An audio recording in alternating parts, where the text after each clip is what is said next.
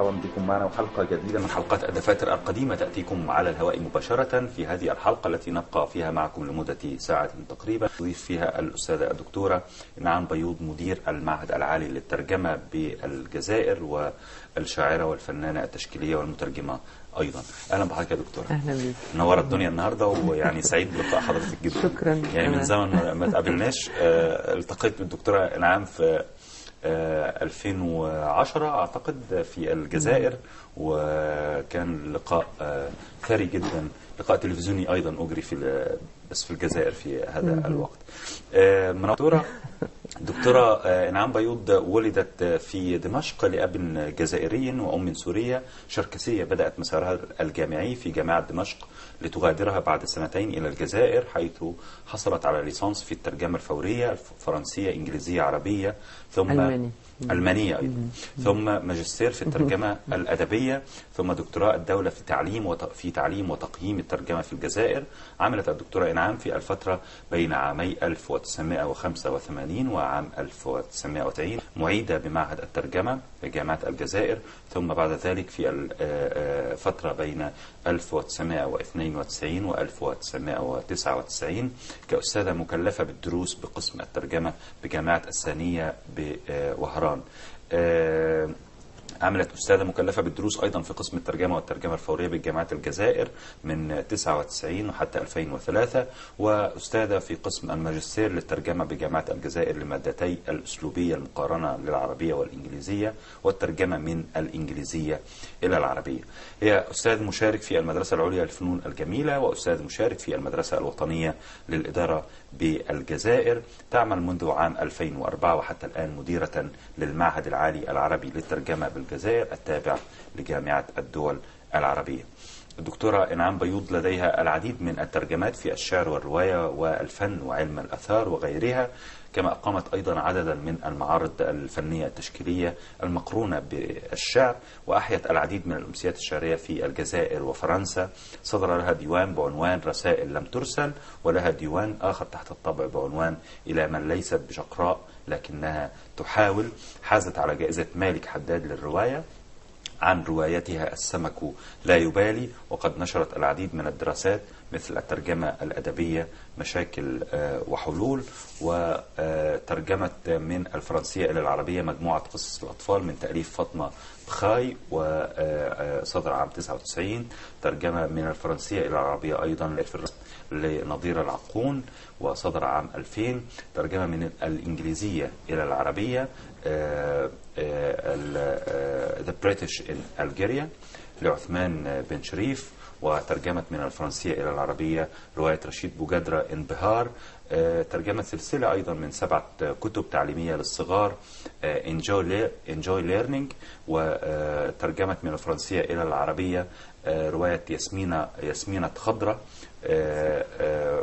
يعني أتمنى أنه أكون بأنطق أسماء ياسمينة خضرة بشكل منضبط. على العموم سأختصر الحديث حول السيرة الذاتية للدكتورة إنعام بيوض لأنها ممتدة وطويلة جدا، يعني محاولة للإفادة بشكل كامل من وقت هذه الحلقة للحوار مع الدكتورة إنعام بيوض. وجدد ترحيب بحضرتك مرة ثانية دكتورة إنعام، ويعني أتمنى أنك تلتمسي لي العذر أن أنا اختصرت أشياء كثيرة في هذه السيرة الذاتية. خلينا نبدأ من هذه بداياتك الشخصية المتشابكة جدا. يعني أنت عربية منصهرة في قوميات وفي في في يعني جنسيات عربية متعددة، جزائرية وسورية، ولهجتك أيضا بتقول أنت مصرية كمان، يعني مش أنا كنت مهتمة باللهجات. أولا أود أن أحيي مصر وأحيي الشعب المصري هنا في وجودي في مصر. ودائما تبهرني الطريقة التي ترحبون بها بضيوفكم، منورين مصر. ففعلا طريقة لطيفة ونشتاق إليها كلما أتينا إلى هنا. نحن نحب الجزائر، ويعني حضرتك تتذكري أنا زرت الجزائر أكثر من مرة، مش مرة واحدة، ولو إني مش بفهم الكلام كله، إنما على الأقل بتوصلني الروح بتاعت الروح الحميمية بتاعت الجزائريين في التعامل مع الغرباء أيضا أو مع الضيوف. شعب مضياف وشعب كريم. نعم. كلام. ما الذي تذكرينه دكتورة إنعام حول بدايات مرحلة التكوين والنشأة لديك؟ حلو السؤال. ما الذي تذكرينه؟ يعني بعد الكبر ربنا يديك الصحة يتذكر القليل. أنا حجبت ذكر تاريخ الميلاد، هو معي يعني. معلش خلاص ما بقاش في فايدة يعني. لا خالص دكتور. يعني طبعا ما أذكره هو أني ولدت في مدينة دمشق العريقة، يعني والتي أحزن كثيرا لما يحدث الآن للشعب السوري ولي يعني، وترعرعت في حواريها وفي طرقاتها وفي أماكنها العابقة بأريج التاريخ وبعبق السنين. يعني حلوة. إذا نشأتي الطفولة الأولى كانت في دمشق. ومن أم سورية دغستانية، هي مش شركسية ولكن دغستانية. وبعدها العودة إلى الجزائر، الرجوع إلى الجزائر مع والدي وكل العائلة. وهناك دخلت الوالد كان يعمل في سوريا.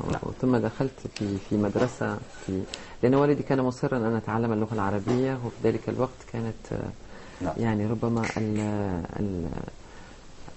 المدارس التي تدرس في اللغة العربية كاملة في ذلك الوقت لم تكن متوفرة. فدخلت في المدرسة المصرية التابعة للسفارة المصرية وكانت تستقبل وهناك تعلمت اللهجة المصرية. وتعلمتها يعني كصغيرة والعلم في الصغر انطبعت. ونسيت أنني تعلمت هذه اللهجة بعد أن دخلت في الثانوية في الجزائر، وأكملت المرحلة الثانوية ومرحلة بعد البكالوريا. دخلت في جامعة الجزائر في قسم الهندسة المعمارية لمدة 6 أشهر، وبعدها حصلت على منحة للدراسة في جامعة دمشق. نعم. فتابعت دراسة العمارة مرة أخرى لدمشق لمدة 2 في كلية هندسة العمارة في دمشق.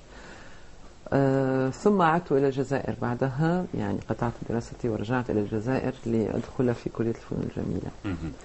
وهناك أيضا بعد أن أنهيت دراستي، يعني قبل أن أنهي دراسة في كلية الفنون الجميلة، سجلت في الجامعة الجزائر في الترجمة والترجمة الفورية، لأن كنت أحس أن لي ميول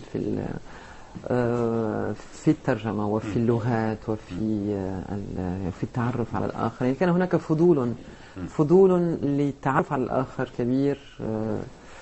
فيعني كان ممكن أن يطفئ ظمأه هذا التعمق في دراسة اللغات. فبدأت بدراسة اللغة الألمانية عندما كنت في الفنون الجميلة لمدة 2، ثم دخلت في تترجمين من الألمانية يعني؟ لا، لم أستعملها كلغة يعني. كانت لغة الدراسة درستها مدة 6 سنوات، لكن للأسف أني لم أستعملها، فبقيت لغة يعني سلبية، مجرد معرفة يعني. مجرد معرفة. نعم. دكتورة، يعني سأتوقف معك قليلا يعني مع هذا الفاصل القصير الذي يعني استعنا به من حوار تلفزيوني سابق أجري معك في إحدى القنوات الجزائرية، لنذكر السادة المشاهدين به ونعرض بعضا مما دار فيه حتى يجهز يعني هذا الفاصل. دعينا نكمل ما بدأنا من حديث حول بداياتك. يعني في اعتقادي انه دراسة اكثر من لغة فمسألة صعبة على الاقل بالنسبة للكثيرين. يعني أن يفكر الإنسان بلغة أخرى غير لغته الأم، أن يتعمق في ثقافة هذه اللغة الأخرى. يعني هذا الأمر كثيرا أو يعني جد صعب يعني بالنسبة للكثيرين. كيف تفاعلت معه وتعاملت معه؟ لا أعتقد أن الأمر بهذه الصعوبة بالنسبة للطفل. يعني الطفل هو على استعداد لأن يتقبل كل شيء. أولا يعني عندما نتعامل مع لغتنا، نحن يعني في لغتنا العربية لدينا ما نسميه بالازدواجية اللغوية أو الديجلوسي. يعني الازدواجية اللغوية هي أن نتكلم لهجة، وعندما ندخل إلى المدارس فإننا نتكلم لغة أخرى. يعني هناك من لا يريد أن يسمي هذا ازدواجية لغوية على اعتبار أنها في تشابه كبير ما بين العامية والفصحى، ولكن عندما ننظر إليها من جانب عملي ومن جانب واقعي، الطفل عندما يدخل المدرسة فإنه يتعلم لغة أخرى وكأنها لغة أجنبية. لا نقول أجنبية، نقول لكنها لغة لم يألفها عندما كان صغيرا، ولا يمكن أن نسميها نعم. ولا يمكن أن نسميها لغة لأن اللغة الأم هي التي يسمعها الطفل عندما يشربها مع حليبه. يعني هذه. فإذا هذا التعود على اللهجات منذ الصغر أعتقد أنه يعطينا نوع من القابلية للتعلم. يعني أنا لا أقول هنا نظريا يعني طبعا، ولكن أنا بالنسبة لحالة الوضع الشخصي أعتقد أن هذا الأمر قد شكل لدي، لأني يعني واجهت عدة لهجات قبل أن أتعرف على اللغات. تعرفت على عدة لهجة فروق كبيرة مثلا بين اللهجة السورية واللهجة الجزائرية. بعد ذلك الاختلاف بين اللهجة الجزائرية واللهجة المصرية التي بدأت أتعلمها. ثم بعد ذلك عودة إلى تعلم اللغات، اللغة الفرنسية التي كنت في الجزائر أتعلمها، ثم اللغة الإنجليزية التي درستها في المدرسة المصرية في البداية. إذا هذا الاحتكاك مع اللغات يجعلنا يعني يجعل الإنسان لا يشوش يعني لا أعتقد أنه يشوش، لأننا نخلق أدراجا في أذهاننا. يعني هناك أدراج نفتحها مثلا أشياء وفي هذه نخزن فيها المعلومات ونستحضرها. وأنا أيضا في البيت يعني كانت والدتي لا تتقن اللغة الفرنسية، فكنت دائما أترجم لها ما يدور من حولها فنقوم بهذا العمل بشكل آني. يعني كل ما نقوم به ترجمة في الواقع، كل ما نقوم به ترجمة. يعني عندما نتكلم نترجم أفكارنا، عندما نرى صورة وعندما نرى لوحة فإننا نترجم الأحاسيس التي إذن كل الأشياء التي نقوم بها هي أشياء عملية عن فك ترميز لشيء ما، هو يعني ديكودينج. يعني صحيح. عملية ديكودينج. دكتورة إنعام، يعني النشأة في بيئات مختلفة ومتنوعة بهذا الثراء الكبير، يعني دمشق بكل هذه العراقة، وأيضا الجزائر بطبيعتها المختلفة تماما عن دمشق. إلى أي مدى بتشوفي أنها أثرت في تركيبتك الشخصية، في تكوينك الشخصي، تكوينك الفكري؟ كان لها تأثير كبير. يعني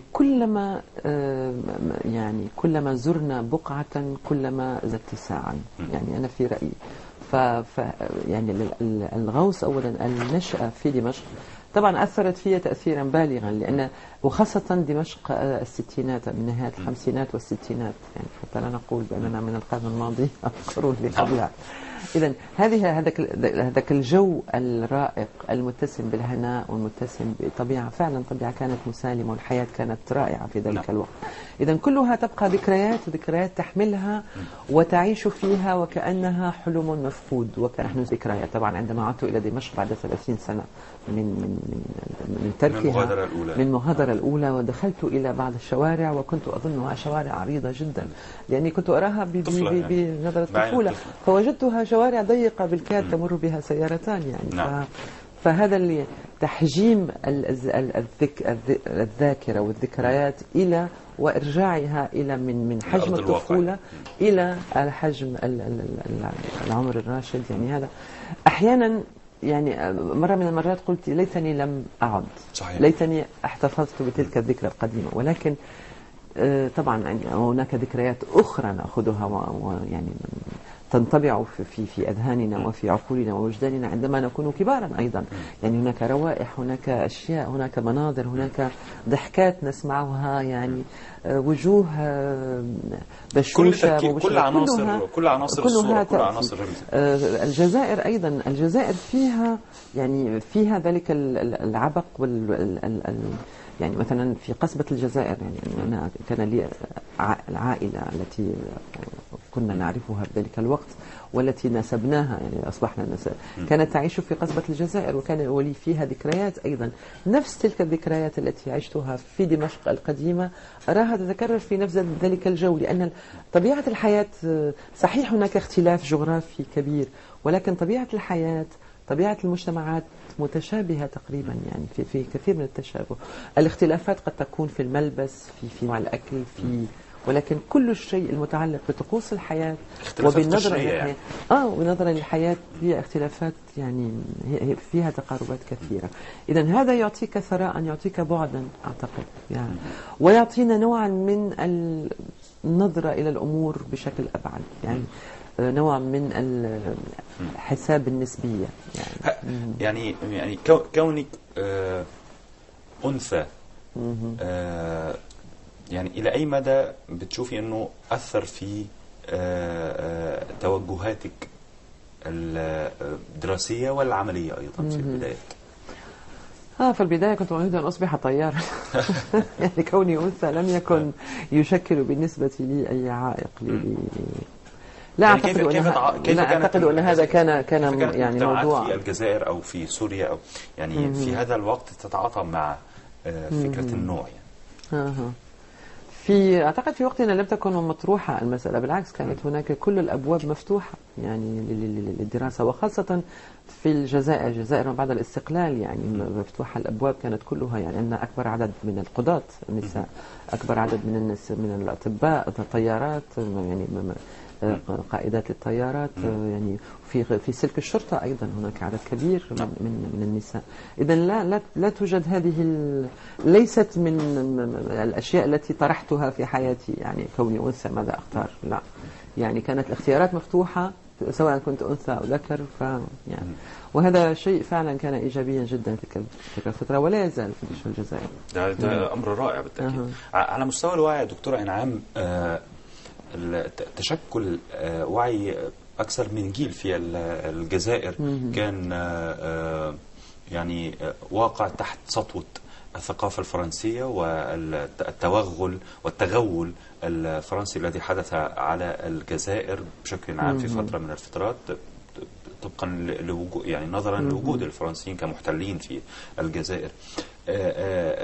يعني هل هذا الأمر كان مرصودا بالنسبة إليك؟ يعني كنت واعية بتركيبته وعناصره؟ ربما لأن هذه المسألة مهمة أنت أشرت إليها، والتي شكلت نقطة تحول في حياتي. ربما هذا هو السبب اللي جعلني يعني أنزع إلى دراسة اللغات، نظرا للوضعية هذه، الوضعية اللغوية والوضعية اللسانية التي كانت تعيشها الجزائر في ذلك الوقت. صحيح كنا في فترة أنا هبطت أكثر يعني أعمق أكثر يعني في طبقات الوعي، يعني ليس فقط اللسانيات لا طبعا لا أنا أفهم قصدك تماما، لكن أود أن أتحدث عن فترة الاستقلال في الجزائر من الستينات والسبعينات إلى ما.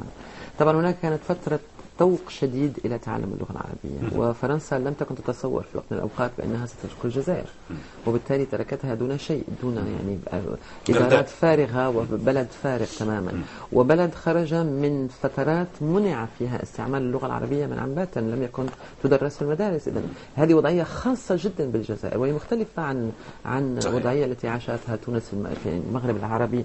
أشقاء الذين تعرضوا لأنواع من الاحتلال اللي هو انتداب وليس احتلالا استيطانيا كالذي عاشته الجزائر، واحتلالا بشعا يعني كان يقصي إقصاء تام للهوية وإقصاء تام للهوية. إذن يعني لن تترك فرنسا يعني هذا الأمر بسهولة، وخاصة أنهم لا زالوا لحد الآن لا زالت الأمور لم تندمل بعد بالنسبة لبعض النفع غادروا. إذا كانت هناك وضعية، كانت هناك نية حسنة في تعلم اللغة والاستحواذ على اللغة العربية. ولهذا أقول أنا دائما، وهذا ما أشعره فعلا في داخلي، أن علاقتنا باللغة العربية هي ليست علاقة المشرقيين. يعني نحن في المغرب العربي نعيش هذه اللغة وكأنها سرية، وكأنها أسيرة جديد يعني ليس مكتشف شيء كان عندنا نعرف أنه كان، لأنه في مخيلتنا وفي ذاكرتنا الجماعية كان موجودا. يعني نحن في بيوتنا نتكلم بالعربية منذ قديم الزمان، في البيوت كل الناس تتكلم بالعربية، وإن انحسرت هذه العربية لتصبح لهجة محلية ودارجة، ولكنها تستعمل لحد الآن كلمات أصيلة جدا في اللغة، يعني أصيلة في الرجوع. عندما نرجع إلى لسان العرب مثلا فنتأكد من قحيتها إن صح القول. صحيح. يعني لأنها بقيت محصورة فيه. إذن هذا النوع من الخوف والتوتر على هذه اللغة يجعلنا نعيش في حالة تأهب دائم أمامها. نود دائما أن كلما يخرج مصطلح مثلا نود أن نجد له مقابلا، حتى لا تتهم هذه اللغة بأنها لغة. بينما ما لاحظته في مشرق العربية هو أنكم تعيشونها وكأنها يعني هي موجودة هنا، موجودة وشيء مفروغ منه، يعني كالمحصول موجودة، مسلمات. وبالتالي يعني أن تشذبوها وأن تقضموا بعضا من أمر لا، لأنكم تشعرون بأنكم تتملكونها تمام التملك، بينما نحن نشعر بها بنوع من التأهب ونوع من لهفة الاستعادة ومحاولة الاستحواذ يعني. وبعد ذلك جاءت فترة التعذيب التي كانت فترة يعني امتدت لعقود. طبعا كانت فيها أخطاء وفيها نجاحات كما ذكرت في محاضرتي في المؤتمر، ولكن المهم أن النتيجة وصلت إلى أننا اللغة الآن أصبحت هي اللغة الدارجة. يعني عندما ربما في الحواضر لا يزال للغة الفرنسية حضور كبير، ولكن بمجرد أن نخرج على هي العربية، هي اللغة العربية. طبعا المؤتمر الذي أشارت إليه دكتورة إنعام هو مؤتمر أو احتفالية يوم المترجم الذي كان منعقدا بالأمس في المركز القومي للترجمة. هنأتي على ذكر اشتراك الدكتورة إنعام الموجودة في القاهرة بالأساس لحضور هذه الاحتفالية يعني. ومن حسن حظنا طبعا إن عشان نقدر نلتقي بها في هذه الحلقة. دكتورة إنعام، يعني أكثر من يعني زي ما حصل مع حضرتك في اللغات والتعامل بالعربية، إتقان العربية، إتقان الفرنسية، إتقان الإنجليزية، حتى الوصول إلى درجة الترجمة من هاتين اللغتين، إلى جوار معرفتك باللغة الألمانية ودراسة لمدة 6 سنوات. أيضا تفرع، لا أقول طبعا تشردم إطلاقا، إنما أقول ولا تفتت، حتى أقول يعني توزيع للجهد والطاقة الإبداعية في أكثر من مجال. ترجمة ولا تقل بحال من الأحوال عن الإبداع الشخصي، وكتابة رواية، كتابة شعر، فن تشكيلي أيضا. أمام هذا التوزع يعني، وكيف يستطيع المبدع أن ينقسم إلى كل هذه الأشياء ربما التي لا يمكن لكثيرين أن يضع يده بشكل واضح على رابط مباشر بينها. بالتأكيد شيء صعب جدا. تحدث مع الدكتورة إنعام بعد الفاصل اللي كنت ذكرته لحضراتكم منذ قليل، وفاصل من لقاء تلفزيوني سابق مع الدكتورة إنعام بيوض مدير المعهد العالي العربي للترجمة بالجزائر. بعد الفاصل نتابع حوارنا معها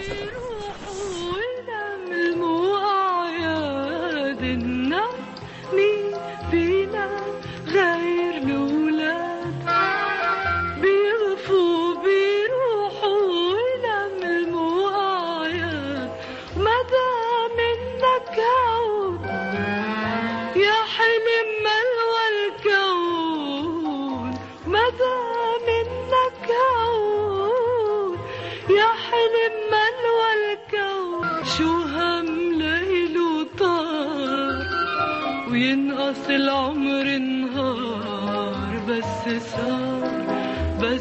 سهر. حين يقترن الكلم ونظم الشعر وريشة تخط من الفن ما أبهر وأبدع، وحين تنحني الترجمة أمام سيدة تتنفس اللغات وترتشف من الثقافة ارتواء وتعشق لغة الضاد وتدون من الإنجازات في مسار قرب 50 عاما من الفن والإبداع، هي الدكتورة الشاعرة الروائية والمترجمة إنعام بيوض. أنا بالنسبة لي ما عنديش فرق بين أن الإنسان يرسم أو يكتب شعر أو يكتب رواية، أو يعني كله عمل إبداعي. يعني كله عمل إبداعي. الإنسان اللي عنده حاجة يقولها مهما كانت هذه الحاجة تخرج في أي شكل من أشكال التعبير. كما نقولها أنا في بعض الأحيان، أنا أحسدك على كل هذا يعني إمكانية التعبير بكل الوسائل، بالكلمة، بالريشة. عندما ترسم الكلمة، هي ما قدمت لهذا إلا كل شيء جميل لهذا الفن. رسماتها وريشتها عندما ترسم تتكلم. لا أستطيع أن أقول إلا أنها لغة. بدأت بالاطلاع عن الدكتورة إنعام بيوض وتفاجأت بأنها تتقن الشعر، بأنها شاعرة متمرسة وفنانة تشكيلية كبيرة، وأيضا متحدثة بارعة ولها ترجمات أيضا من العربية إلى الفرنسية والعكس. هي مترجمة رائعة من ناحية الترجمات التي قام بها. أنا طلعت على كتيب صغير قصائد تحمل عنوان رسائل لم ترسل، ولديها أيضا رواية مترجمة للكاتب الجزائري بوجدرة بعنوان الانبهار. فأنا انبهرت باسلوبها الرائع. اهلا بكم مجددا. شاهدنا جانبا من او جزءا من لقاء تلفزيوني سابق اذيع في القناه الثالثه بدوله الجزائر الشقيقه عن الدكتوره إنعام بيوض ضيفتنا النهارده في الدفاتر القديمه. برحب بحضرتك مره ثانيه. يمكن في الفاصل في هذا الجزء اللي عرضناه حضرتك اجبتي تقريبا عن السؤال الذي سألته قبل هذا الفاصل حول كيفية الجمع ما بين كل هذه الألوان الإبداعية المختلفة والمتباينة. أنا طبعا فاهم كويس إنه ما فيش تضاد ما بين كل أشكال الإبداع، سواء رسم سواء موسيقى سواء كتابة بكل أنواعها. إنما في الأخير يعني تقسيم الطاقة الإبداعية على هذه المجالات المتعددة في اعتقادي في نظري أنا الشخصي صعب. يعني كيف تأتى لك؟ كيف تعاطيتي مع الأمر؟ أعتقد أن يعني العملية الإبداعية هي واحدة، لأننا إذا كان لنا شيء نقوله سنقوله بأي وسيلة كانت. إذا كان عندنا شيء، إذا لم يكن عندنا فهذه مسألة أخرى يمكن أن ندعي، ولكن إذا كان عندنا فعلا شيء نقوله سنقوله بطرق مختلفة. يعني ليست دائما، يعني نحن لا نختار بالضرورة عندما تكون لنا الإمكانية وطريقة تعبير، وهناك الطريقة الأكثر التي تتوافق تكويننا وتوافق فكرنا وشخصيتنا أكثر توافقا معنا نختارها. مثلا الذي يعبر عن طريق الكتابة فهناك يعني عند الصيد لغوي يسمح له بالتعبير عن الكتابة. الذي يعبر عن طريق الموسيقى لديه تمكن ولديه مهارة ومثابرة في الموسيقى. إذن يعني هناك أشياء وسائل طريقة تعبير، وهناك الأداة التي تساعدنا على هذا التعبير. أنا درست الفن لأنني كنت في البداية أطمح في أن أكون فنانة كبيرة طبعا، ربما يعني، ولكن أختي التوأم يعني تمكنت من هذا الحلم ودخلت ميدان الفن. أعيش دائما على حلم أن أصبح رسامة، يعني أن أمتهن هذه ما زال هذا الحلم ما لا يزال، يعني ربما بعد المعاش يعني. إذا هناك وسائل للتعبير، وهناك أوقات أنا أعتقد بالنسبة لي عندما هناك أوقات يعني لا أستطيع فيها أن أمسك قلما، ولكن الريشة تكون وسيلة. الألوان خلطها، عجينة الألوان بالنسبة لي تصبح شيء. هذا وقتها يعني. هذا وقتها يعني، وعلى حسب الحالات النفسية التي نعيشها وعلى حسب الأجواء أيضا التي نعيشها. أحيانا ننتقل من وسيلة تعبير إلى أخرى بشكل يعني لما أرسم وأنا أرسم أفكر في قصيدة مثلا. هل يعني أنت من الشعراء الذين يحفظون قصائدهم؟ لا، ما فيش. وطبعا ما فيش استعداد أصلا. لا أرقام هواتف ولا ولا أي شيء. طيب دكتورة إنعام، يعني حصلتي على جائزة ملك حداد الكتابة الروائية عن رواياتك الوحيدة. يعني ألا يمثل ذلك علامة استفهام كبيرة، يعني أن تكتبي رواية واحدة وتحصل على جائزة مرموقة كمثل هذه الجائزة، وتظل هذه الرواية هي رواية وحيدة أيضا حتى بعد الحصول على الجائزة؟ لأن في ورشة روايتين يعني قيد التحضير، واحدة تقدمت فيها كثيرا والأخرى باللغة الفرنسية، واحدة باللغة العربية وأخرى بالفرنسية.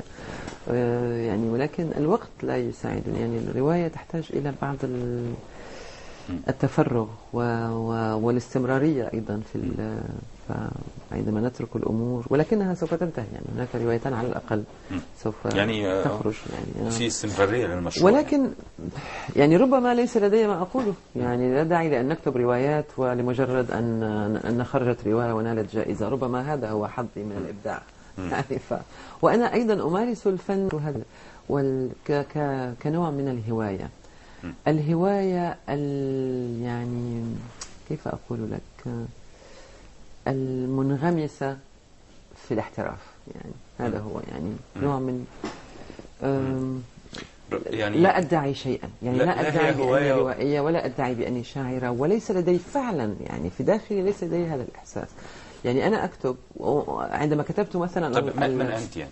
القصائد، عندما كتبت القصائد كانت مجموعة قصائد متفرقة ولم أفكر إطلاق شريها في كلها من كل هؤلاء. أنا كل هؤلاء.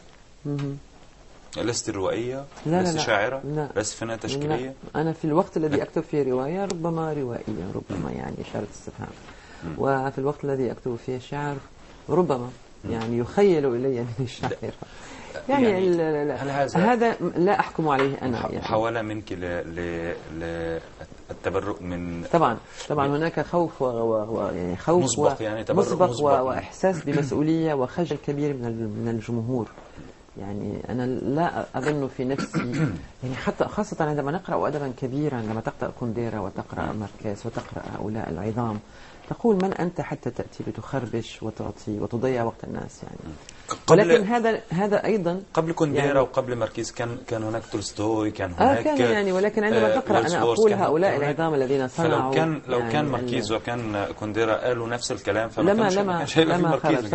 طبعا هذا، ولكن لست أدري يعني هو شيء أنا يشعرني أحس بأن يمكن أن تفعل أحسن، كل مرة يمكن أن تقوم بفعل أحسن، يعني فميو فير بالفرنسية يقولون. إذا رضي المبدع عما أداه، عما نفذه، عما انتهى منه، فسيكون هو بشكل شخصي قد انتهى. يعني المبدع نفسه ينتهي حينما يرضى. صح. ولكن أنا الذي شجعني مثلا على نشر أول ديوان هو أمسية شعرية كنت نظمتها وقرأت فيها بعض القصائد، فرأيت تجاوبا من الحاضرين لم أكن أتوقعه. يعني هناك خاصة القصائد الأولى كانت تحكي عن فترة الإرهاب التي عشناها في الجزائر، وكانت فعلا تعبير عن معاناة حقيقية كنا نعيشها. فرأيت هناك من يذرف دموعا، وهناك من، وأحسست بنوع من التواصل، بأنني أتكلم عما يجيش في خاطر هؤلاء الناس، وهذا ما شجعني على موجاتك كشاعرة يعني كانت منضبطة على موجات المتلقين الموجودين، المتلقين يعني أثرت بشكل لكنها مباشر. كانت أولا مضبوطة على أحاسيسي الداخلية، لأني أؤمن بأننا لا نستطيع أن نؤثر في أحد إذا لم يكن هذا الشعر مؤثر فينا أصلا وصادق، خارج عن صدق. يعني أهم شيء في كل شيء هو الصدق، في أي عمل هو أن تكون صادقا. قد لا يكون العمل جيدا ولكنه مؤثر لأنه صادق، يعني هذا هو. دكتورة، في رواياتك السمك لا يبالي يعني محاولة لرصد هذه الثنائية والتركيز على قضية العنف يعني. هل ترين أن مثل هذه القضايا يعني تحتملها الروايات، يعني لا أريد أن أقول إنه ما يشبه التعليم يعني الكتابات التعليمية، يعني لأن الرواية رواية بديعة، يعني أنا شخصيا قرأتها، ولكن أتحدث عن موضوعات بعينها في تعاطي الأدب معها يعني. هل ترين أن الكتابة الروائية على الأخص هي شكل قابل للتعاطي مع والانفتاح على كل هذه الأفكار وكل هذه الموضوعات المختلفة؟ أنا أعتقد أن الرواية هي الفضاء الأمثل للتعاطي مع كل هذه، ولكن إذا عدنا إلى الرواية التي كتبتها، يعني لم تكن التعاطي مع العنف لم يكن مباشرا. صحيح. يعني أنا لم أردها رواية تسجيلية لوقائع وأحداث، ولكن كان الحديث عنه يعني يمر بين السطور، يمر بين السطور يعني بشكل خفي ولكنه قوي وحاضر، لأننا نعيش هذه الأزمة بكل كياننا وبكل إذا هذا هو هذه الفكرة من، والرواية هي يعني أوسع فضاء يمكن أن يشمل أشياء. طريقة المعالجة طبعا هي التي تعطينا إن نجحنا أو أخفقنا، وإن حملناها أكثر مما تحتمل يعني، وطريقة التعبير. يعني أعتقد أيضا أنك يعني تعيشين في مأزق آخر مشابه لمأزق أنا أرصده منذ فترة طويلة جدا، وهي فكرة أن يتحول المبدع إلى أكاديمي، إلى ناقد، إلى كاتب، إلى يعني مدرس أكاديمي أو ناقد أكاديمي. يعني في هذه اللحظة يبقى واقعا في مأزق كبير جدا، وهو أنه يحاول طوال الوقت أن يطبق المعايير النقدية والمثالية على النص الذي يكتبه، سواء كان مبدعا قبل أن يصير إلى كونه أكاديميا، أو حتى إذا كتب بعد أن الدراسة، بعد أن يعني أنجز دراسته. كونك مترجمة في اعتقادي أنه يضعك في هذا المأزق طوال الوقت، المقارنة بين ما ينجزه الآخرون هناك على الجانب الآخر، على الضفة الأخرى، وبين ما ننتجه نحن هنا. يعني لأي مدى بتشوفي أنه ده بيمثل عائق أو ما شابه يعني في محاولاتك الإبداعية؟ في شيء من هذا الكلام. يعني نحن لا نختار مهنتنا اعتباطا، طبعا كل واحد يختار المهنة التي تتناسب مع ما يجول في خده ومع شخصيته. يعني غالبا أن تكون مترجما معناه مثلا، يعني عندما أحلل أنا أتكلم الآن أفكر بصوت عالي، يعني لا نحن أصدقاء عندما تترجم فأنت تقول، يعني تنقل ما يقوله الآخرون، ليست لديك أي مسؤولية سوى مسؤولية أن يكون هذا الكلام النقد صحيحا. وبالتالي لا توجد هناك، يعني أنت تختبئ وراء الكاتب، تختفي، أنت مبدع ولكنك مبدع خفي، يعني يبدي أكثر ظهوره، أجمل ظهور له عند اختفائه وراء المؤلف الحقيقي والمبدع الحقيقي. وتبدع من ناصية أخرى، يعني عن غير ذي بال. تبدع في اللغة، وتبدع في طريقة النقل، في التعبير والتركيب وكذا، ولكنك تبقى خفيا. إذن ربما يعني أنت حاضر خفي، يعني حاضر خفي. ربما كان هذا النوع هو الذي يعني يعيقني، إن صح القول، عن أن أخوض غمار تجربة الرواية الأولى. تجربة الرواية الأولى ربما لم أكن لأكتبها لو لم تمر الجزائر بتلك الفترة، لو لم أعش تلك الفترة العصيبة، لأننا فترة الكتابة كانت الفترة الوحيدة التي أتصل بها بهذه الشاشة المضيئة، يعني وأشعر بأنني أعيش. يعني كان هذا الفضاء هو وكأنه تواصل مع الحياة. تلك الكتابة كانت عبارة عن استرجاع لذكريات، يعني كنت أكتب لكي أشعر بأننا فعلا نعيش، لأننا لم نخرج من الشارع ولا نعرف إن كنا سنعود أم لا. يعني فعندما تدخل في الليل إلى البيت وتنتهي من أشغالك وتقف أمام هذه الإضاءة وتكتب. إذا لم أكن أفكر أصلا بأنني أكتب رواية. يعني ربما لو كنت فكرت في الرواية لقلت كما قلت، ولو قد طبقت عليها كل هذه الأمور لم تكن واردة. كنت فقط أكتب، يعني أني أذكر بأني لم أغير حرفا. ربما هذا شيء سيء، يعني هو شيء من أولها إلى آخرها مكتوبة مرة واحدة، مكتوبة مرة واحدة. وعندما عندما قرأها، ولم أكن أفكر حتى في نشرها، ولكن قرأها أحد في معرض الكتاب من دار الفارابي، أحد الناشرين، وقال لي أنا أنشرها. بالعكس هو ما شجعني على أن يعني لماذا طوال الوقت نحتاج إلى الآخرين لكي يثبتوا لنا أننا يعني صالحون؟ بحاجة إلى طيب نذهب إلى طبيب نفساني. دكتور إنعام، حينما تحول إلى عملك كمترجمة، أجد طبعا هناك سيرة ذاتية ضخمة جدا في العمل كمترجمة، يعني كتب كثيرة جدا قمت بتحويلها من الفرنسية إلى العربية، من الإنجليزية إلى العربية. أولا يعني في اعتقادي أنك تميلين أكثر إلى نوعية الترجمة من الفرنسية، من اللغة الفرنسية إلى العربية، وليس من الإنجليزية. وهذا ما كان متاحا، ليس مسألة تفضيل، ولكن هذا ما كان متاحا خاصة في الفترة، هو الترجمة من الفرنسية إلى العربية. ولكن أنا تحبين أيضا الترجمة من الإنجليزية إلى العربية. كيف تختارين الكتب التي تترجمينها؟ ما الذي يدفعك إلى كتاب بعينه؟ تقولين سأترجم هذا الكتاب؟ أولا يعني عندما تترجم فأنت لا تترجم عن رغبة، يعني هذا أعجبني وسوف أترجمه، لأن الترجمة عمل صعب جدا ويعني ومجهد ويحتاج إلى وقت. إذا أنت تترجم يعني على طلب من دار نشر، يعني مهنة يعني. طبعا كمهنة، يعني أنا لا أترجم كنوع من الترف الأدبي. نعم. يعني وكل المترجمين يسألهم هذا السؤال فسيجيبون الترجمة عملية ترجم صفحة وسترى كم هي صعبة هذه المسألة. إذا نحن نترجم بناء نزولا عند رغبة دور النشر أو حتى بعض المشاريع الكبيرة التي تكلفنا بها المؤسسات، وهذا واختيارنا يكون محدودا. يعني أنا كان بودي دائما أن أترجم الأمير الصغير مثلا لسانت اكزوبيري، حتى أعيد ترجمة بعض الكتب يعني وترجمها، ولكن هذا كرغبة شخصية، ولكن ليست دائما متاحة، لأنك عندما تنتهي من الترجمة يجب أن تجد ناشرا، ولا نترجم ونحب ولكن ما يريده الناشرون فقط. أو في الغالب يعني. أو في الغالب.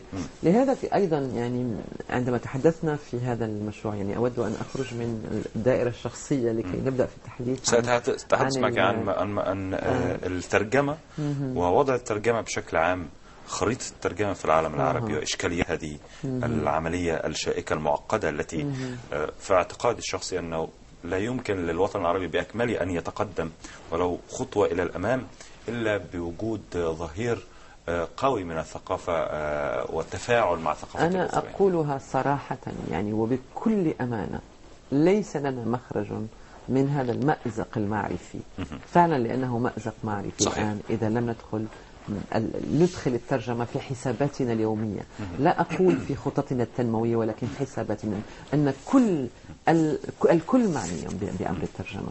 وأنا أقول مأزق معرفي لأننا في كل المؤتمرات التي نحضرها نظن بأن المعرفة هي أن تعرف كيف يعني تكتب على التكنولوجيا وتكنولوجيا المعلومات وكيف تدخل في تكنولوجيا المعلومات. المعرفة يعني هي نحن الأدوات التي يمررها هذه الأدوات التي يمررها، ولكن يجب أن ندخل المعرفة في ذهنيتنا، يجب أن نغير عقلياتنا لكي ندخل فيها المعرفة. وهذا التغيير لن يتم إلا عن طريق الترجمة وعن طريق اللغة. يجب أن نرد الاعتبار للغتنا العربية إذا أردنا أن نخرج من هذا المأزق. نعم. يعني الجامعاتنا التي أغلب جامعاتنا تدرس بلغات أجنبية، ما معنى؟ ما الذي نريده؟ يعني بعد نتصور مجتمعنا بعد قرن كيف سيكون؟ هل ستجد من يتكلم لغته؟ إذا كان هذا اختيارنا وكان هذا هو مشروع المجتمع الذي نحلو به، أهلا وسهلا. لكن أما إذا كنا نطمع في أن نبقى نحافظ على هويتنا وعلى أصالتنا وعلى يعني روحنا فيها وأن يعني نثري هذا العالم بالتنوع، إذا كنا مخططين أن نغير هويتنا يعني أوكي ماشي يعني، ولكن لنعتمد شيئا، لنكن صريحين في هذا الأمر، نكون يعني لا نغطي الشمس بالغربال ونقول اللغة العربية هي اللغة الوطنية وكذا وكذا. يعني أنا أكون أصيلين حتى أصله، لأنه أي خطة أو أي منهج أنت بتختار أن تعمل به، ففي الأخير هو يحتاج إلى يعني عزيمة وإصرار على تنفيذه. طبعا. مش يعني إذن هذه مسألة هذه المواربة يعني بالفعل. لأن هذه مسألة رد الاعتبار لشخصيتنا. يعني يعني ننظر إلى تاريخنا الحديث نرى أنه مليء بالإحباطات ومليء بالانتهاكات الشخصية التي تمس كرامتنا. يعني حتى لا نريد أن نذكر هنا أشياء، لسنا في حوار سياسي، ولكن نحن يعني نتلقاها، نحن شاشة تتلقى كل هذه الانبعاثات وتتغير لونها. وكلما مر الوقت كلما شعرنا بأننا نطأ رأسنا ونتقزم أكثر أمام هذا الانبهار الذي يأتينا من الخارج. لا، نحن أمة حضارة. ولغتنا لغة عالمية كانت ويمكن أن تكون عالمية وليس لها ما يعيبها. صحيح. يعني يكفي أن نقتنع بهذا، ويكفي أن نقنع أطفالنا ونقنع مسؤولين خاصة. طيب. أصحاب القرار على مستوى أصحاب القرار يعني برأيك يا دكتورة عفوا يعني ما الذي يمنعهم يعني من تبني اعتماد فكرة الترجمة ونشر فكرة الترجمة؟ يعني يحزن كل عربي أن يعرف معلومة مثلا أنه أسبانيا مثلا تترجم أكثر مما ترجمه جميع الدول العربية مجتمعة في عام، ربما ضعف أيضا. ما هي العوائق من وجهة نظرك؟ العوائق كثيرة، يعني أعتقد أن العوائق ربما يعني الأمر محزن فعلا، ولكن هل نحن أيضا بحاجة، يعني عفوا المقاطعة، هل نحن بحاجة أساسا إلى قرار سياسي، يعني قرار من صانع القرار، من الذي يجلس على قمة السلطة في بلدان؟ طبعا أنت بحاجة إلى صانع قرار، لأنك لا تستطيع بمفردك أن تعرب التعليم العالي مثلا، لأن هذا قرار سياسي. لا تستطيع أن تحسن من طريقة تعليم اللغة العربية، لأن هذا أيضا قرار سياسي. طبعا موضوع التعليم العالي وتعريبه قضية شائكة. قضية ليست شائكة. لماذا شائكة؟ هناك دول قامت بهذا الأمر وتمكنت منه.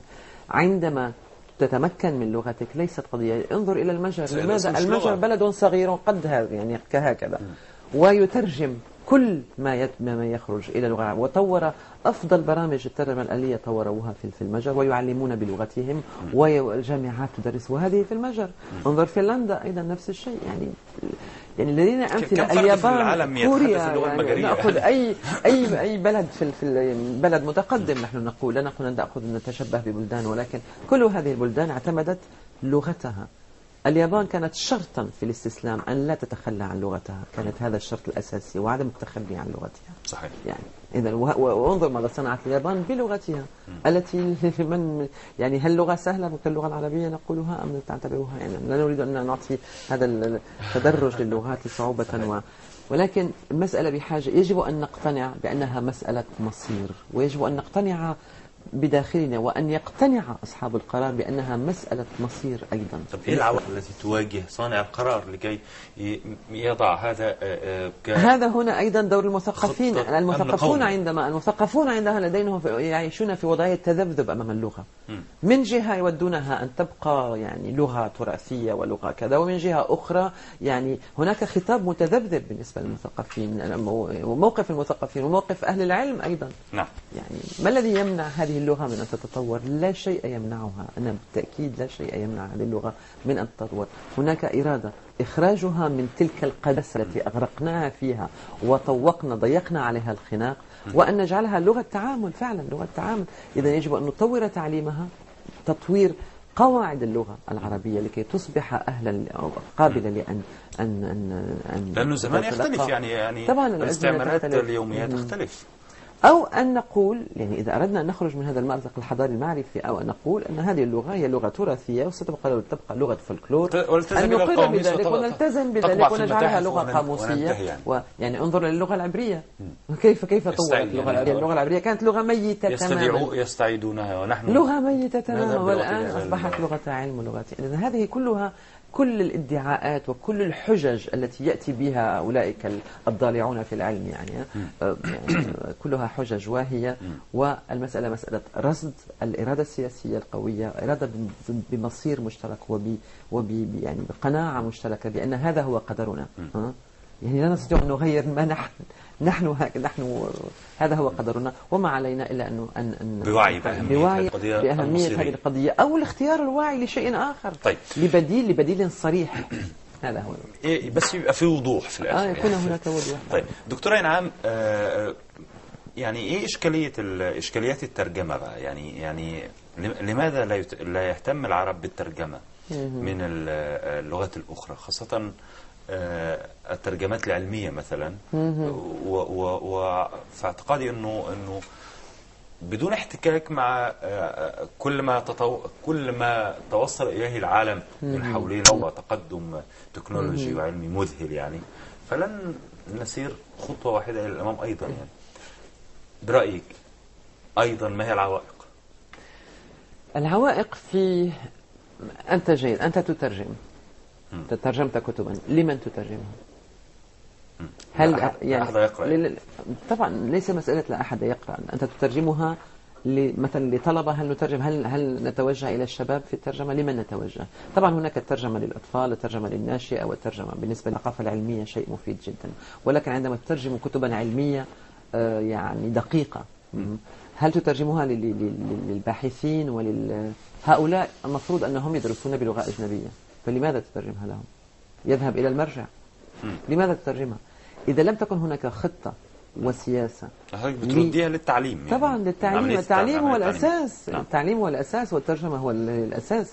يعني ما فائدة من وضع قواميس ومصطلحات إذا لم يكن هناك من يستعملها. إذا يجب أن نبدأ بتيسير التعليم، بتيسير العلوم، بتيسير العلوم للصغار، تيسيرها. يعني نبدأ بالصغار. صحيح ربما أخطأنا مع الكبار، أنا هذا أقول يعني نستطيع أن نقوم بسياسات متوازية، أن نقوم بأشياء بالنسبة للشباب إصلاحية مع الكبار، إصلاحية مع الكبار، وأن نقوم بأشياء تأسيسية مع الصغار. صحيح. نبدأ مع الصغار، وهذا شيء في منتهى الأهمية، والوقت لم يفت بعد ولن يفت بعد إذا ما كانت فعلا القرار النية صادقة، أن نبدأ بالصغار ونشبعهم ثقافة علمية أصيلة. نعم. بلغتهم. نعم. تبسيطية، ثم نتدرج معهم إلى أن ومشكلة الترجمة هو أنه لا توجد، يعني هناك فكرة خاطئة عن المترجمين. أولا النظرة إلى المترجم أنه من الكتبة، أنه يعني انظر مثلا كيف تعطيك الطلبات، يعطيك كتابا أو ب30 أو مقالا أو كذا، ويقول لك بعد أريده بعد أسبوع، والعمل يتطلب شهرا مثلا.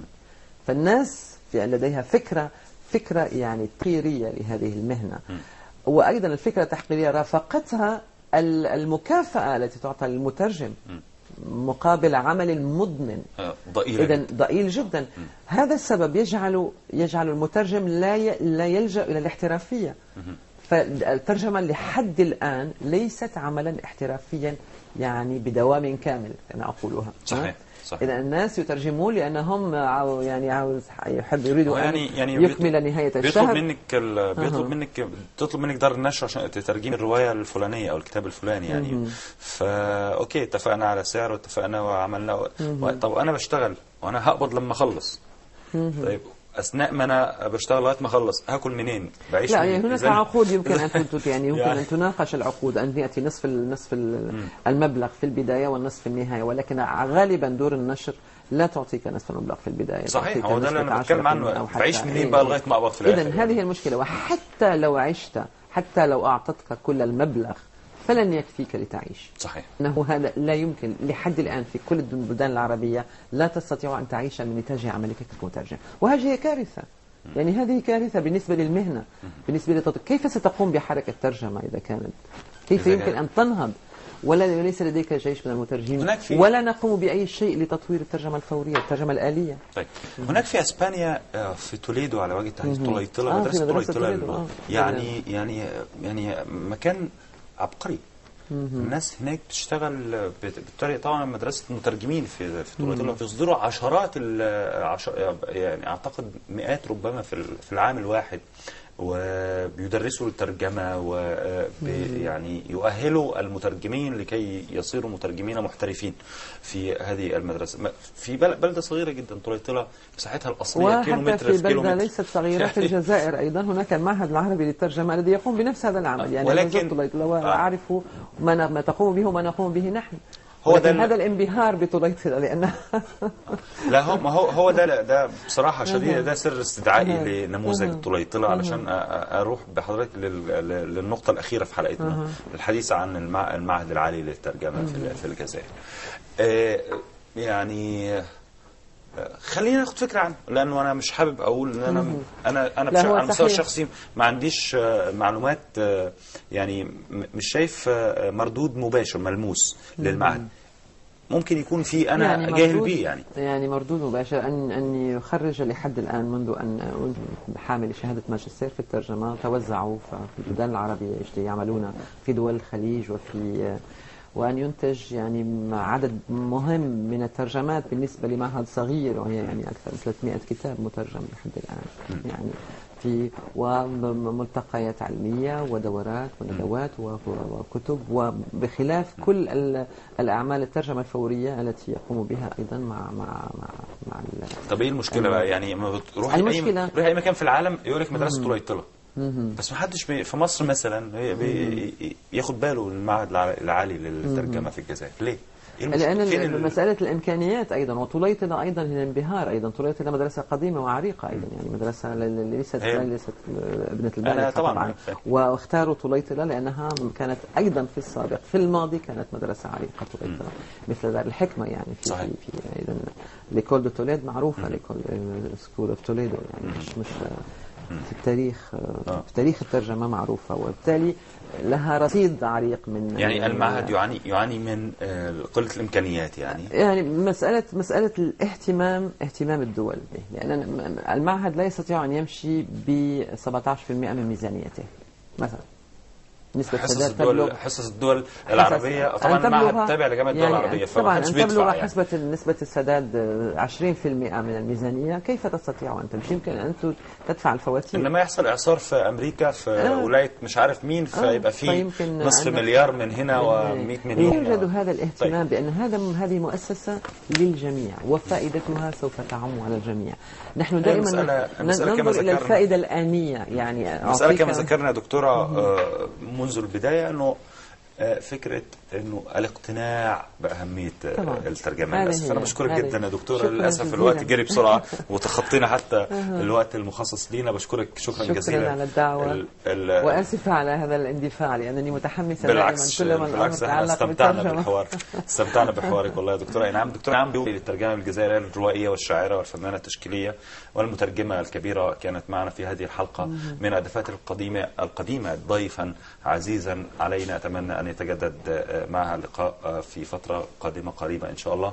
أشكر حضراتكم أيضا مشاهدينا الكرام. وصلنا إلى ختام هذه الحلقة من الدفاتر القديمة. أراكم على خير الثلاثاء القادم وحلقة جديدة. تحياتي لكم وإلى اللقاء.